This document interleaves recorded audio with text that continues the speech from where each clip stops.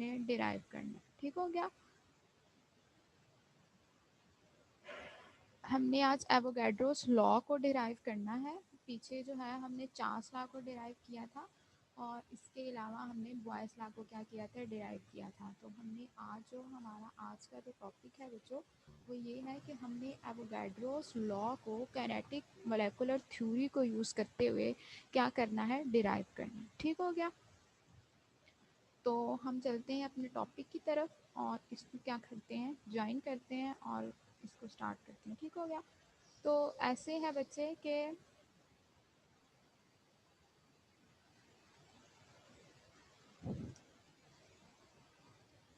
आवाज़ कम आ रही है। आवाज़ क्यों आ रही है थोड़ी आपको?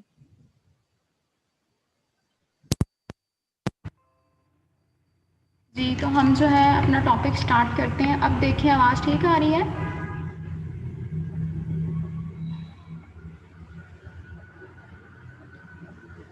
आज का वो ये है कि हमने एवोगैड्रोस लॉ को डिराइव करना है क्या यूज़ करते हुए, काइनेटिक मोलेकुलर थ्योरी। अभी मैं आपको काइनेटिक मोलेकुलर थ्योरी जो हमने उस दिन पढ़ी थी उस इक्वेशन को क्या करना है, हमने यूज़ करना है और एवोगैड्रोस लॉ को डिराइव करना है। सबसे पहले तो मैं अभी आप लोगों को एवोगैड्रोस लॉ पढ़ाऊंगी।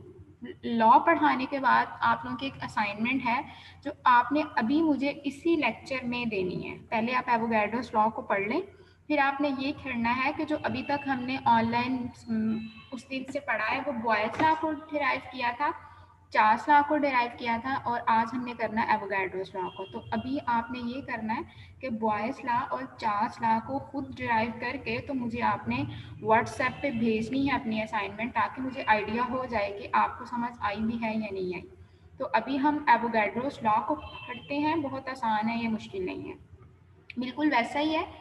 और फिर जो है आप ये एवोगैड्रोस लॉ को पढ़ के तो आपने मुझे बॉयस लॉ और चार्ल्स लॉ को अपने हाथों से सॉल्व करके इसकी असाइनमेंट बना के वो मुझे आपने व्हाट्सएप पे भेजनी है। तो हम करते हैं स्टार्ट एवोगैड्रोस लॉ।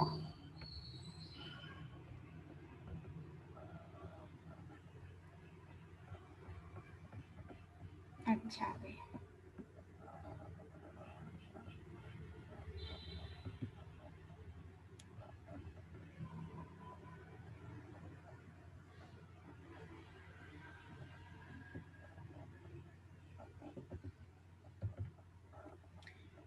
जी बच्चे, आपके साथ स्क्रीन पे ये शो हो रहा होगा एवोगैड्रोस लॉ की जो स्लाइड्स हैं वो आपके साथ स्क्रीन पे शो हो रही हैं सबको।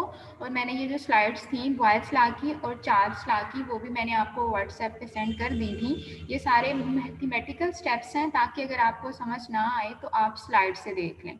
ठीक है। तो आज जो बच्चों हमने करना है वो ये काम करना है कि एवोगैड्रोस लॉ को डिराइव करना है। काइनेटिक मोलेकुलर थ्योरी को यूज़ करते हुए हमने एवोगैड्रोस लॉ को क्या करना है, डिराइव। मैंने आपको एवोगैड्रोस लॉ पढ़ाया था तो मैंने आपको कहा था कि एवोगैड्रोस लॉ में उसने क्या कहा था। उसने कहा था कि अगर गैसेस क्या हैं, आइडियल हैं, तो अगर उनके मोल्स इक्वल हैं तो उनके अंदर मॉलिक्यूल्स भी क्या होने चाहिए, इक्वल ही होने चाहिए। ऐसी बात है। तो आज जो है हमने वही एवोगैड्रोस का लॉ जो है उसको क्या करना है, डिराइव करना है। तो आपको शेयर हो रहा है स्क्रीन पे जहाँ पर लिखा हुआ है derivation of Avogadro's law on the basis of kinetic molecular theory. तो काइनेटिक मोलेकुलर थ्योरी को यूज़ करते हुए हमने एवोगैड्रोस लॉ को आज डिराइव करना है। बहुत आसान है, बहुत आसान है, बिल्कुल भी मुश्किल नहीं है। आपने सिर्फ ध्यान से देखना है, मैथमेटिकल स्टेप्स हैं और कुछ भी नहीं है इसमें। अब कहता है कि ऐसा हो जाएगा कि मेरे पास दो गैसेस हैं। आज हमने गैसेस को नाम दे लिए हैं। एक गैस का नाम 1 रख दिया बच्चों और एक गैस का नाम हमने क्या रख दिया है, 2 रख दिया। ठीक है। तो कहते हैं consider equal volume of two gases under the same conditions of temperature and pressure. फर्ज करें कि हमारे पास दो गैसेस हैं, मैंने उन गैसेस के नाम रख दिए हैं। एक गैस का नाम बच्चे मैंने क्या रखा है, 1 रखा है और एक गैस का नाम मैंने क्या रखा है, 2 रखा है। दिखाई दे रहा है आप सबको, जहाँ पर लिखा है let for gas 1 and let for gas 2 और दरमियान में लाइन लगाई हुई है। अब क्या करना है कि जो काइनेटिक इक्वेशन थी वो आपने गैस 1 के लिए भी लिखनी है और गैस 2 के लिए भी आपने काइनेटिक इक्वेशन लिखनी है। अच्छा, सबसे पहले क्या करना है कि गैस वन जो है, फर्ज करें कि अगर गैस वन है तो जो उसका मैस होगा बच्चों, हम उसको किससे लिखेंगे, m1 से। वैसे ही जो गैस वन के एटम्स की वेलोसिटी होगी, मैंने आपको कहा था कि गैस के एटम की वेलोसिटी को हम c से लिखते हैं। फिजिक्स में हम वेलोसिटी को v से लिखते हैं, तो केमिस्ट्री में गैशियस एटम की वेलोसिटी को हम c से लिखेंगे। तो कहता है कि अगर गैस ए एक है, मेरे पास वन गैस है, और दूसरी गैस का नाम गैस नंबर 2 है, तो गैस वन जो है उसके मैस को हम m1 लिखेंगे, और बच्चों उसकी वेलोसिटी को क्या लिखेंगे, c1 लिखेंगे। अब उस गैस के अंदर नंबर ऑफ मॉलिक्यूल्स कितने होंगे, n1। मैंने आपको यहाँ पर दिखाई दे रहा होगा, let for gas one mass is equal to m1, velocity is equal to c1, number of molecules is equal to n1। ठीक हो गया।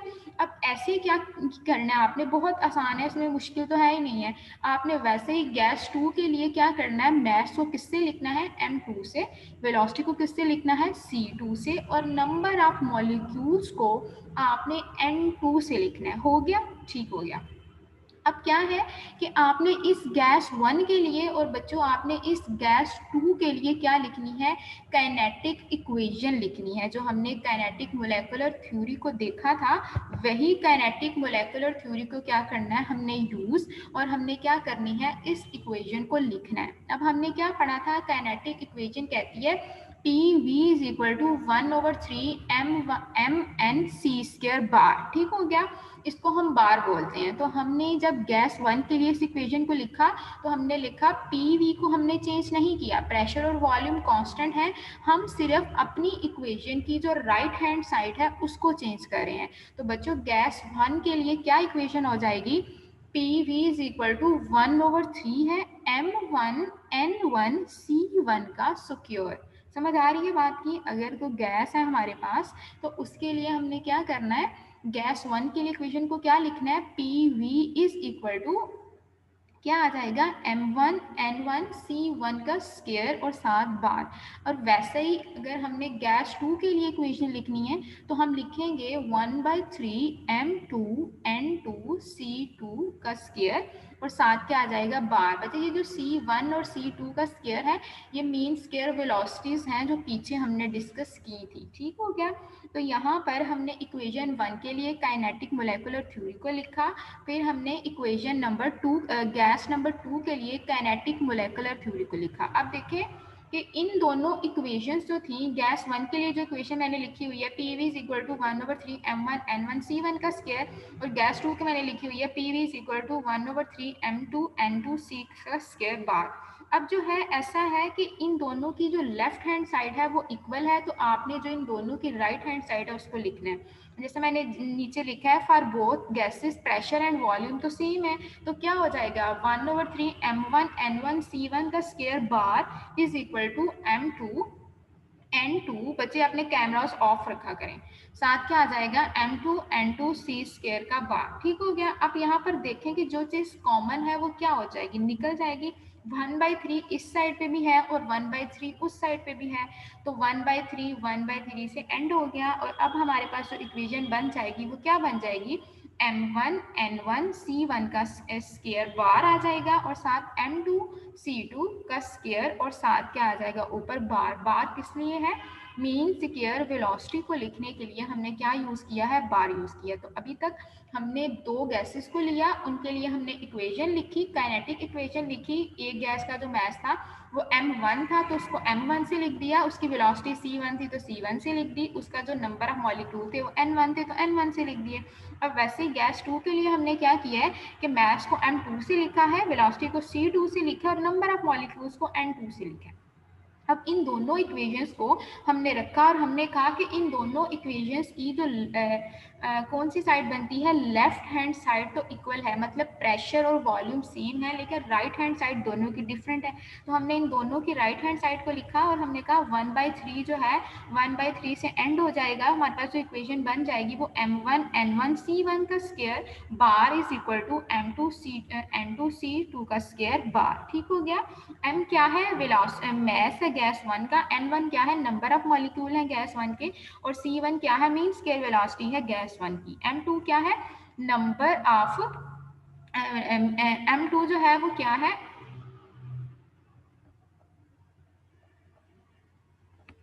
M2 जो है वो क्या है, मास है गैस 2 का। C2 जो है वो क्या है, वेलोसिटी है, मीन स्क्वायर वेलोसिटी है गैस 2 की।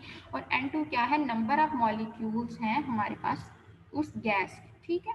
यहाँ तक जो है, अब आपने इस इक्वेशन नंबर 1 को क्या रखना है, याद रखना है। M1 N1 C1 square is equal to M2 N2 C2 square bar. आपका जो आज का काम है वो ये है कि बॉयल्स लॉ, चार्ल्स लॉ और एवोगैड्रो लॉ, इन तीनों को आपने अपने हाथों से क्या करना है, सॉल्व करना है। इसकी असाइनमेंट बना के आपने मुझे व्हाट्सएप का जो ग्रुप है वहाँ पर मुझे सेंड करनी है। मैंने सब बच्चों की असाइनमेंट वहाँ पर देख ली है। यहाँ तक आपको समझ आ गई? अच्छा, आगे हमने क्या करना है,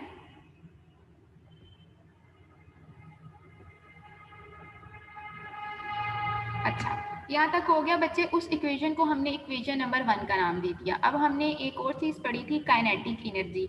हमने कहा था कि किसी भी गैस की जो काइनेटिक एनर्जी है, आपने फिजिक्स में याद किया हुआ है, kinetic energy is equal to 1/2 mv square.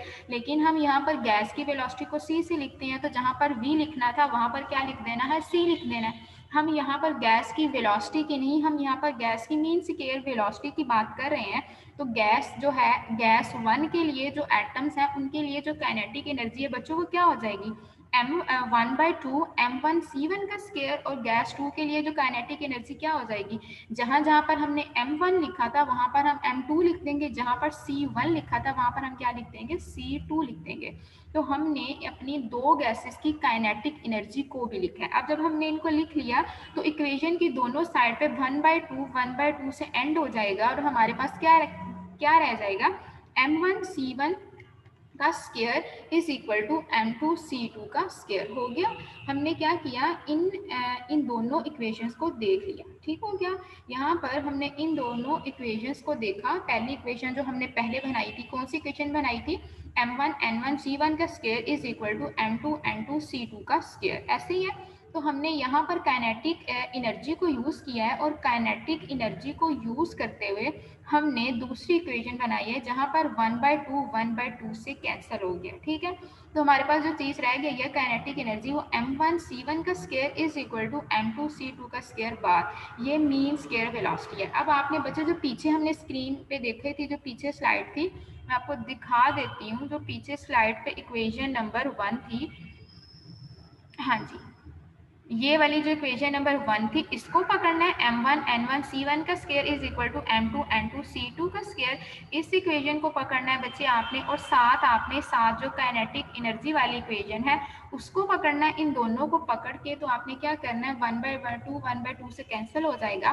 तो हमारे पास M1C1 का square bar is equal to M2C2 square का बार। अब आपने इक्वेशन 1 को और इक्वेशन 2 को आपस में क्या कर देना है, डिवाइड कर देना है। इक्वेशन 2 जो है वो इक्वेशन 1 से क्या हो रही है, डिवाइड। जो चीज़ डिवाइड होगी वो नीचे आ जाएगी। अब M1 N1 C1 का स्केयर किससे डिवाइड होगा, M1 C1 का स्केयर से, क्योंकि राइट हैंड से डिवाइड होगी, लेफ्ट हैंड साइड से ही डिवाइड होगी। ये मैथ का रूल होता है।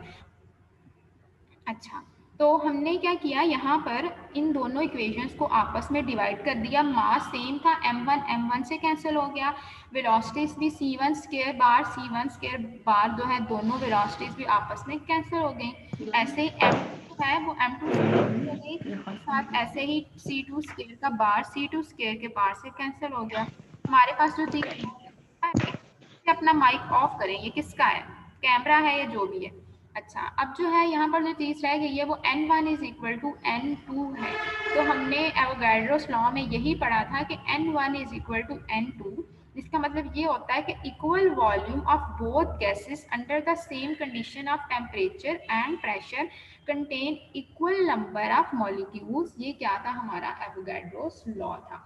तो हमने बच्चे काइनेटिक इक्वेशन को यूज़ करते हुए, काइनेटिक मोलेकुलर थ्योरी की जो इक्वेशन है उसको यूज़ करते हुए हमने क्या किया है, यहाँ पर एवोगैड्रोस लॉ को डिराइव किया है। अब जो है आपका जो काम है वो, मुझे आपका काम चाहिए बॉयल्स लॉ, चार्ल्स लॉ और एवोगैड्रोस लॉ।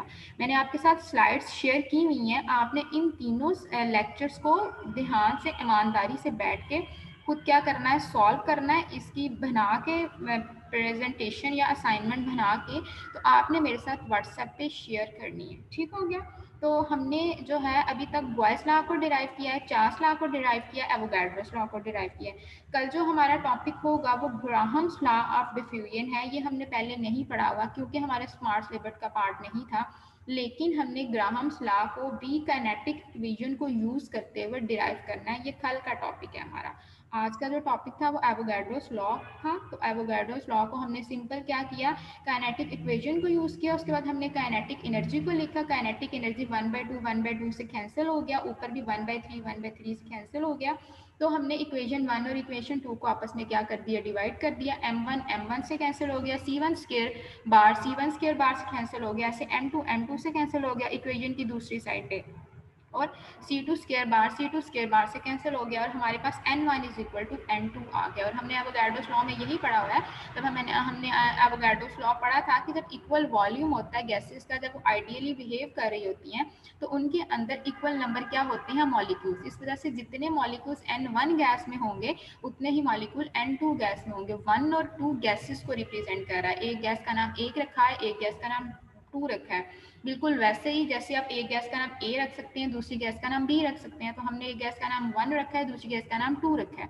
तो आप ऐसे ही गैसेस को उनके किसी भी नाम से रिप्रेजेंट करके, आपने बुक वाले ही जो सब्सक्रिप्ट्स हैं, सब्सक्रिप्ट्स होते हैं जो नीचे हमने 1 2 यूज़ किए हैं वही यूज़ करने हैं। और बच्चे ये आपका शॉर्ट क्वेश्चन बनता है कि इन तीनों में से या इन चारों में से आता है कि आपने काइनेटिक इक्वेशन को यूज़ करते हुए बॉयल्स लॉ को डिराइव करना है, चार्ल्स लॉ को डिराइव करना है, या फिर एवोगाड्रोस लॉ को डिराइव करना है। जो तीनों टॉपिक्स हमने पढ़ लिए हैं, अब आप लोगों का काम ये है कि आपने खुद बैठना है, इन स्लाइड्स को देखना है और खुद सॉल्व करके, ये मैथमेटिकल है, इसमें कोई समझने वाली ऐसी बात नहीं है। ठीक है, तो आपने इनको देखना है और फिर जो है उसकी असाइनमेंट बना के मेरे साथ व्हाट्सएप पे आपने शेयर करनी है आज 4 बजे तक। 4 बजे का टाइम है, तब तक आपने मेरे साथ ये असाइनमेंट सब स्टूडेंट्स ने शेयर करनी है। ठीक हो गया?